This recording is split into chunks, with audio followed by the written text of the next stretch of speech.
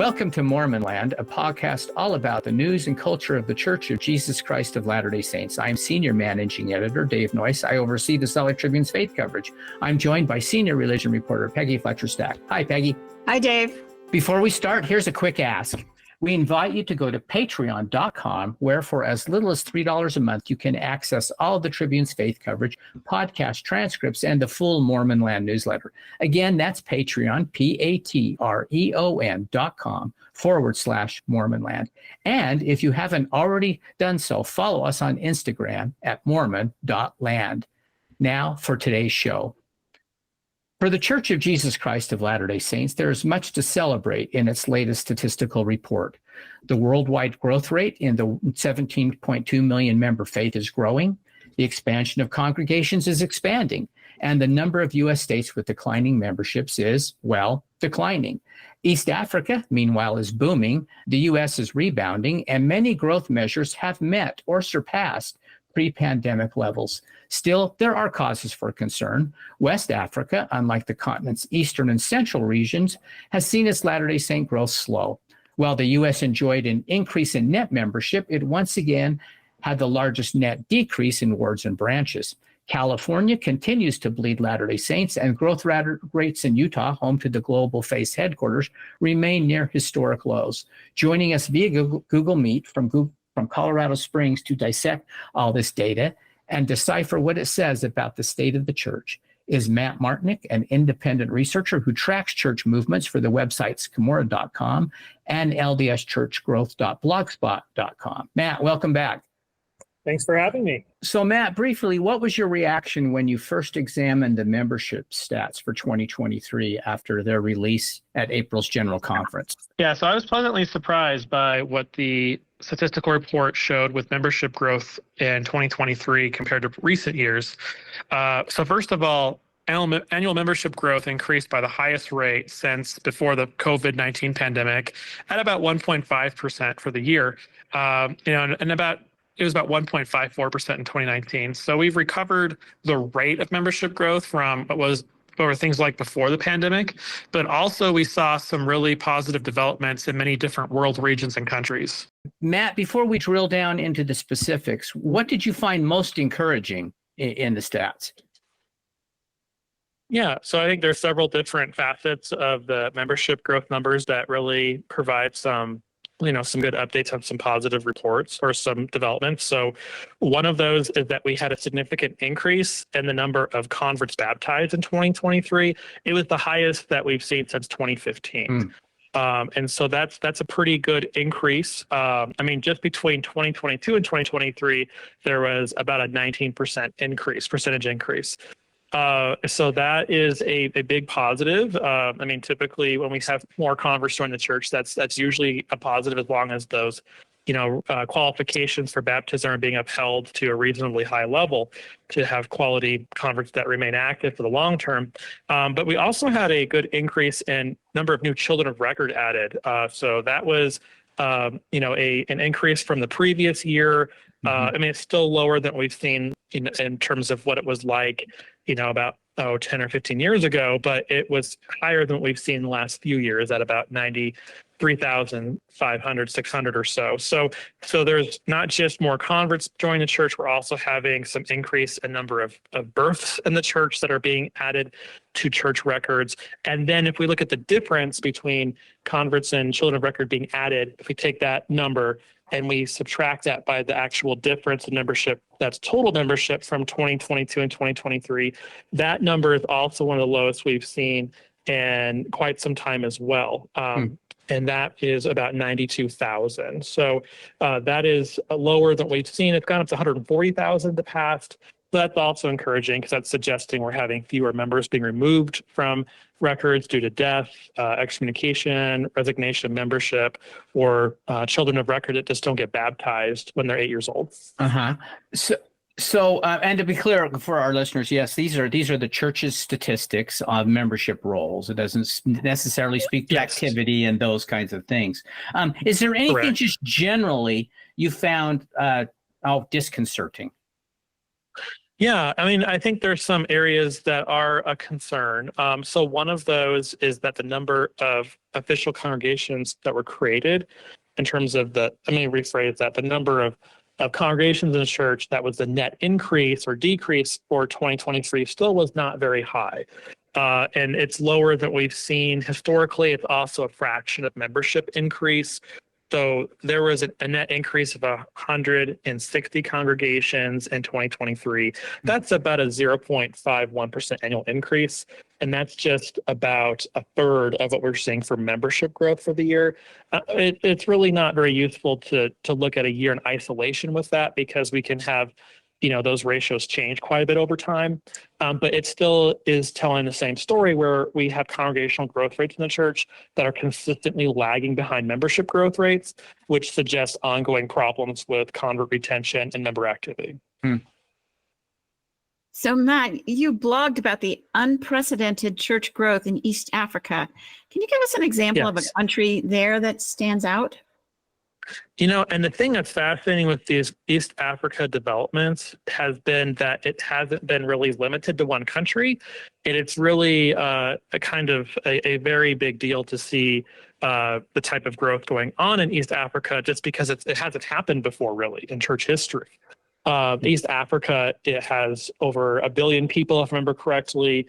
Very highly populated area of the world, where Latter-day Saints have numbered, just in the tens of thousands, And so in terms of countries that are really growing quite strongly, at least, was last year and in the last couple of years, Mozambique is one of those countries. We had membership increase by 34% in 2023.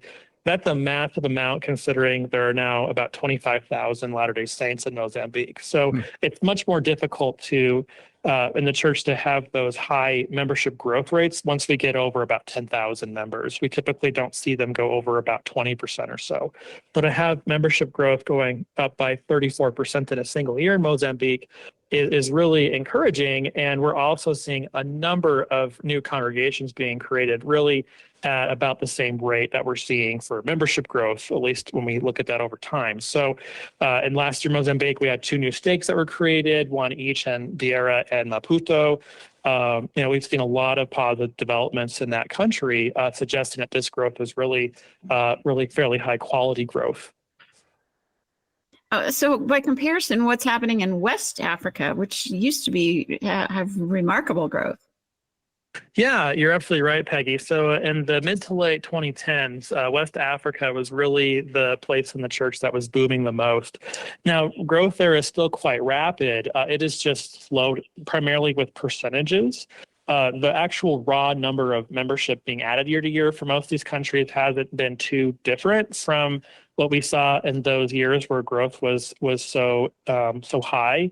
But what has gone on is that, like I'd mentioned a minute ago, when we start to have membership base numbers where, like in Nigeria, there's close to 250,000 Latter-day Saints now, it's oftentimes much more difficult to achieve those more high membership growth rates, because you have to add so many more members to get to 10, 15, 20% annual membership growth rates. So and like I said, most of these countries, growth rates have really been the rates have gone down. They've been about 5 to 10% for a lot of these countries, whereas 5, 6, 7 years ago, most of these countries were about 10 to 20% annual membership growth rates. And so in terms of why that has slowed, I think there's several factors. One of those is that with these more rapid membership growth rates, they occurred during times when we had really aggressive national outreach expansion, especially in Cote d'Ivoire, but also in Nigeria, and also in Liberia and Sierra Leone, where we had a number of cities have branches organized for the first time. In the last few years, we haven't seen that rate of new cities being opened to missionaries or having branches created for the first time. And this year, so far in 2024, we have had a number of cities that have been opening up. So we might see an increase, this year and next year, perhaps, as well as some new missions that are slated to open this summer. But really, I would say the main reasons why growth is slowed are for what I mentioned. And I think another one, too, is that in some of these countries, when the COVID pandemic occurred, there really were a lot of issues with member retention and leadership development. due to a lack of oversight or intervention because of restrictions and so forth. And so in some places, there has been quite an effort to really try to strengthen the membership and really address some of these problems that had emerged during the pandemic. So let's exit Africa for just a bit. Name a couple of our other countries, Matt, elsewhere in the world worth watching on the growth front. I don't know, maybe the Philippines or in Latin America. Yeah, great question there, David. So, I mean, as you know, what Peggy asked that question, I mean, a lot of the growth is in Africa in terms of the most rapid growth in the worldwide church. We do have some other countries or areas of the world where the church has been growing fairly quickly in kind of more moderate growth rates. So that would include some areas of the Pacific, like the Solomon Islands. That was one of the countries that had a membership growth rate of at least 10% last year. And we've also seen some fairly good progress with even countries like Spain. Like last year in Spain, membership growth rate was the highest seen in about 20 years, if I remember correctly. So we've seen some pretty impressive progress in that country and some other European countries, particularly around the Mediterranean and Portugal and Italy. We've had some increase in membership growth rates as well. Also in the United States had a much better year for membership growth rate than we've seen in many years as well. A lot of that growth in the United States, though, is driven by births, but there are, of course, tens of thousands of converts that join the church in the United States every year as well.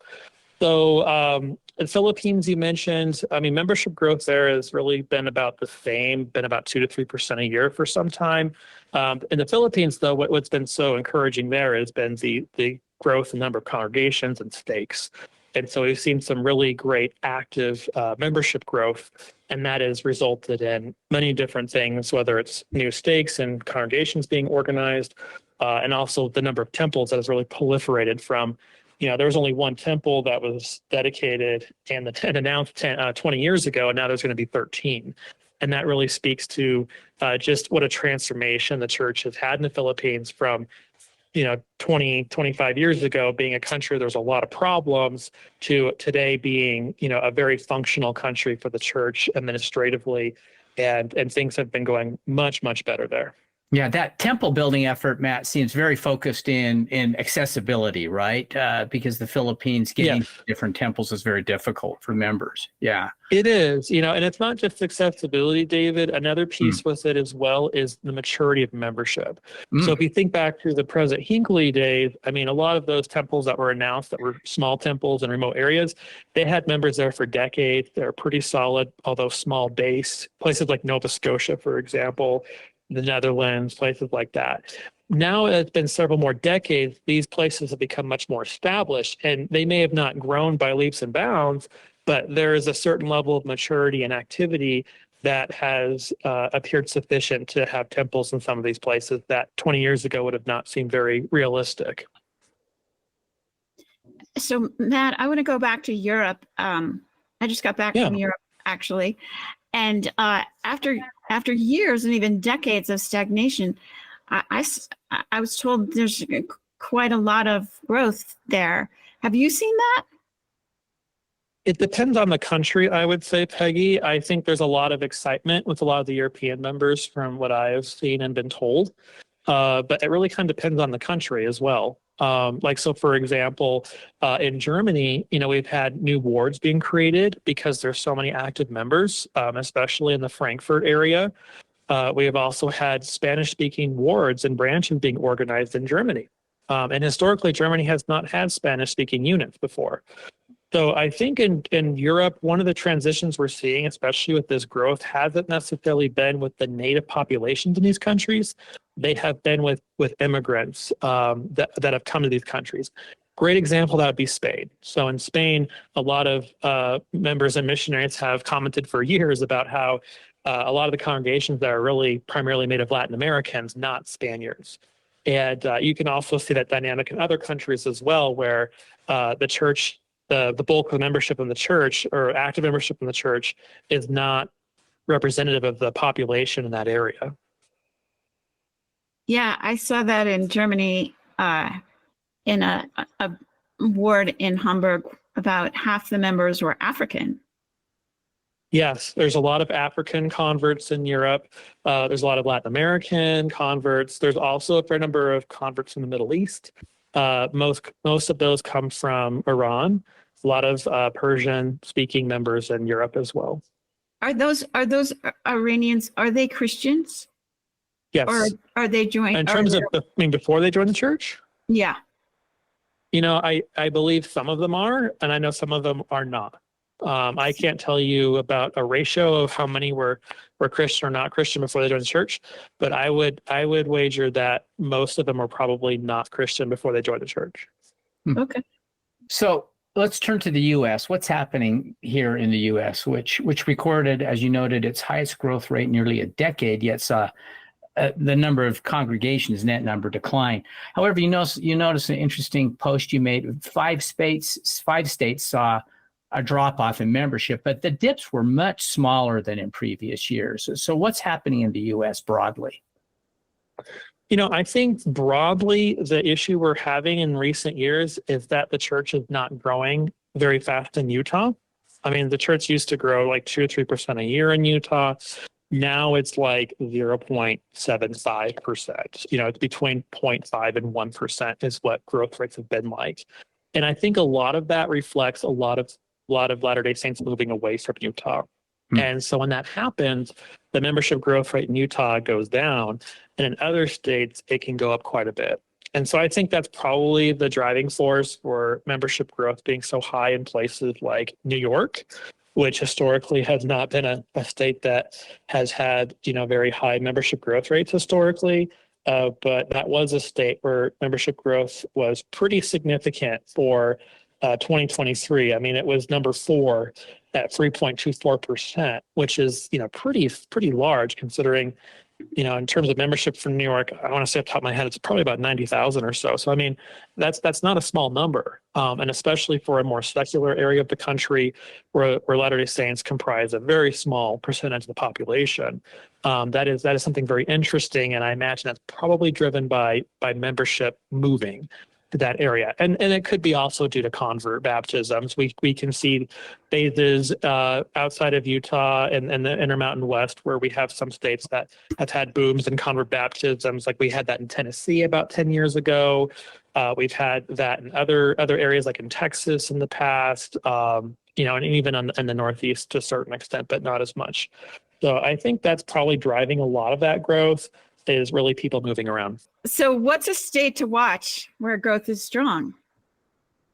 In terms of like growth rates in the United States? Yeah. Yeah, I think some states that have historically or have in the last 5-10 years been towards the top for membership growth being most rapid. That's going to be South Carolina, Arkansas, Missouri, Tennessee, Florida. These are states where the church has generally grown at a fairly good rate. Texas has been slowing down quite a bit, but those are states that have grown quite a bit.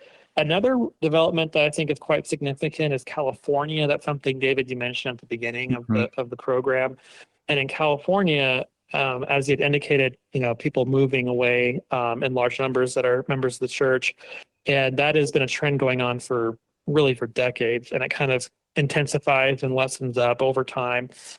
So last year was the lowest negative growth we've seen, or especially rephrase that, the smallest negative growth rate we'd seen in about a decade. So it was really just about flat. I mean, 0.05% decrease, which is really just barely going down by a little bit. So that's really encouraging. I mean, in California, membership has often gone down by as much as 10 or 20,000 a year. Whereas with a decrease that small, it's going to be just in the magnitude of probably a couple thousand or so. So, you know, that's encouraging. There's been so many Latter-day Saints, especially active Latter-day Saints, who have moved away from California over the decades. And it's really been a challenge for a lot of these congregations to be stable because of so many people moving away due to a variety of reasons. So that is encouraging that things are not accelerating more in that state, and they've actually been decelerating at least this last year or so. But we still see, as you'd mentioned, net decrease in congregations for the whole country. I mean, that's just been the second year in a row that's happened. And a lot of that's been after years of compounding people moving away and no people moving in, or a few converts being baptized to replace them, eventually these wards need to be consolidated because they're just not able to be maintained anymore. Do So you see it? Is there a state where the decline is particularly worrisome?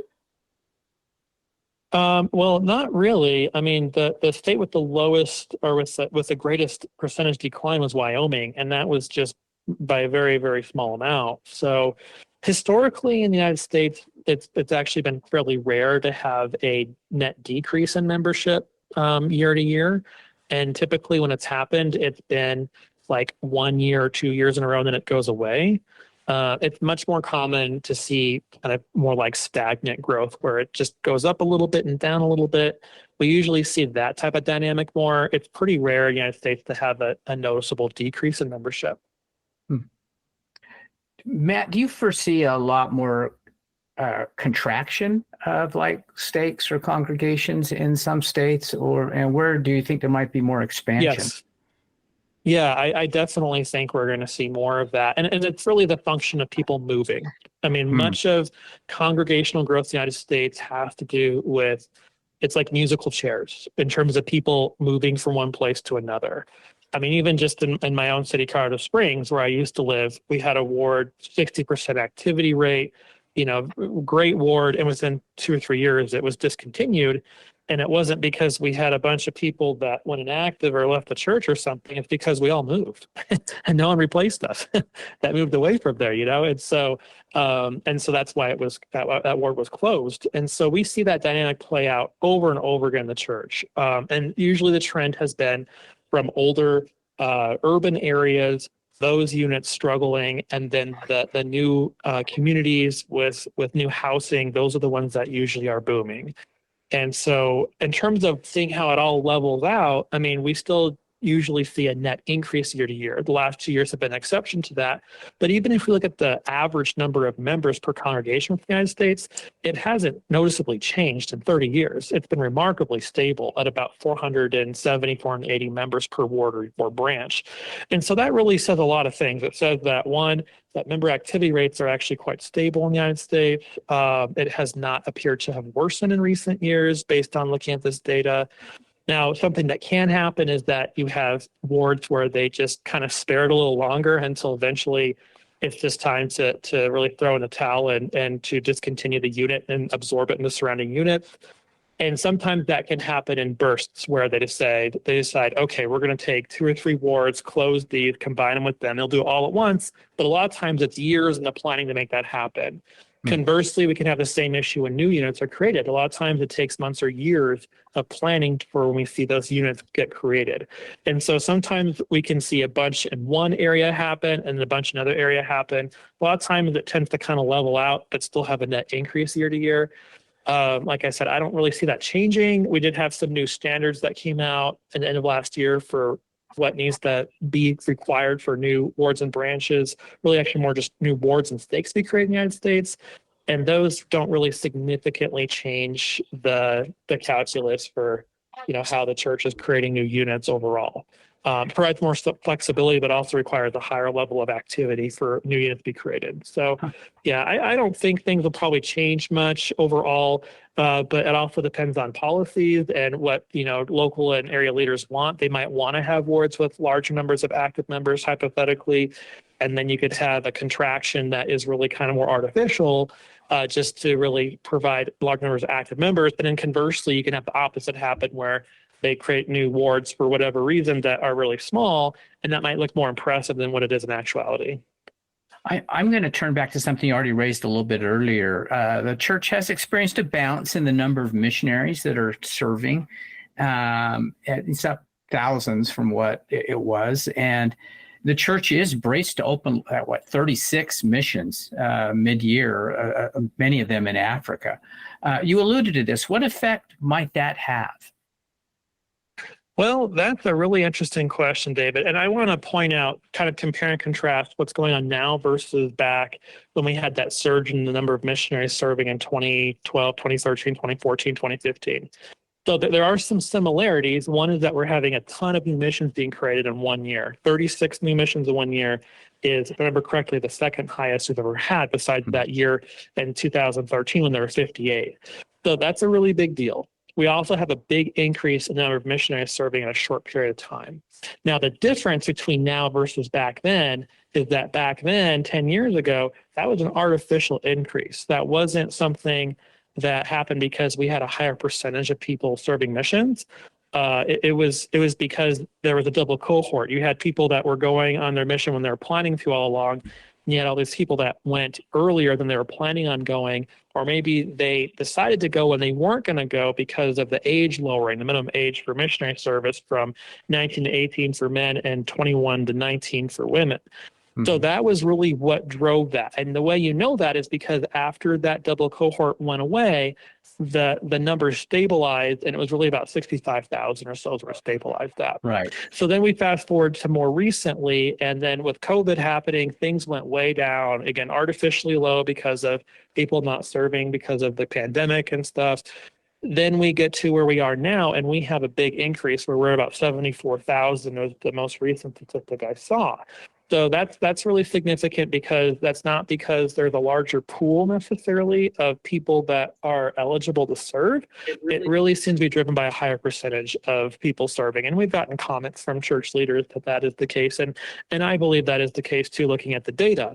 If we try to extrapolate going back 20 years to children of record increase and say, hey, maybe that is impacting things now, that's a really hard thing to do. And I don't think that accounts for this. We've actually, about 20, 25 years ago was kind of more of a lull in children of record being added, but that assumes that they're all, get baptized, they're all active or not active, but they're all members of the church still today. I think it can give a rough guesstimate, but it's really not a very helpful way to try to forecast future missionary numbers because we also have people that join the church. A lot of converts are teenagers. And so, that's another problem with using that approach. But looking at the numbers, with these numbers now, I mean, it's encouraging to see that. And I think where a lot of that is coming from, I do think some of that's coming from a higher percentage and increase in the United States to a certain extent. I would say it reflects actually probably more of a higher percentage of members serving the church internationally. And that is why we're seeing a lot of these missions being created in places where really they're going to be local, semi-local people serving in these missions. So how does a new mission lead to necessarily more growth? I mean, sometimes they're not touching new areas, correct? Is it just more firepower? Or, yeah, go ahead. Yeah, there's a bunch of reasons why. So one of them is that when you have a new mission created, they usually assign more missionaries to that area where the mission was created. Also to the mission that it was split off of, they'll get a lot of times more missionaries too. So that's one, is there's just more people serving. And then because there's more people serving, they're able to open up more areas for proselytism. So that's another reason why. Another reason that we have increased growth too is that when you have another mission president somewhere, that allows for a lot more like resources and foresight and planning into going into new areas, whereas before logistically it might have just not been feasible to do that. And so that also can really help with accelerating growth. So that's something we usually see when a new mission's created. We usually will see some type of expansion into, lesser reached or unreached areas. And with a lot of these places that are getting missions, you mentioned in Africa, and not all the missions are in Africa, just some of them are. Actually, a minority of them are in Africa, but that is going to really allow for greater penetration of mission outreach. I mean, if you look at the Democratic Republic of the Congo, for example, the DR Congo has over 100 million people in it, extremely receptive to the church, very high activity rates, and the missionary force is totally self-sufficient, and some where they send missionaries to other countries. In that country, there was only one mission there in Kinshasa about 15 years ago. There's going to be 5 missions there as of this summer, with 2 new missions being created in Kolwezi and a 3rd mission in Kinshasa. So we've seen a proliferation of missions in that country. And even with 5 missions, David, there's still one mission per 20 million people. But there's not just entire provinces that are unreached by Latter-day Saints. There's entire whole sections of the country that are totally untouched. in terms of any formal church establishment there, especially, I mean, most of the north half of the country is totally untouched except for Kisangani, which is one of the largest cities in the northern half of the country. But I mean, the country is extremely minimally reached. And if you compare Latter-day Saints to other religious groups like Jehovah's Witnesses and Seventh-day Adventists that are non-traditional religious groups that have a presence in these countries, I mean, there's oftentimes where they have more congregations than Latter-day Saints do have as members on the records. That's the case like in Rwanda and Tanzania. So the church is just really in its infancy stages still in a lot of these countries. So growth might look impressive. I mentioned East Africa, Tanzania, Kenya's getting a second mission this summer. But even though it might be impressive where we're getting, 10, 20, 30% membership growth rates, we're still only talking about a few thousand members in a lot of these countries. Right. Well, Matt Martinick, thanks so much for joining us today. Yeah, thanks for having me. And thanks to Peggy Fletcher Stack. Always a pleasure. And our producer, Nicole Weaver. We remind you that you can keep up on all the happenings in and about the church by subscribing to the Salt Lake Tribune's free Mormon Land newsletter. Just go to sltrib.com to sign up, and we'll talk again next time on Mormon Land.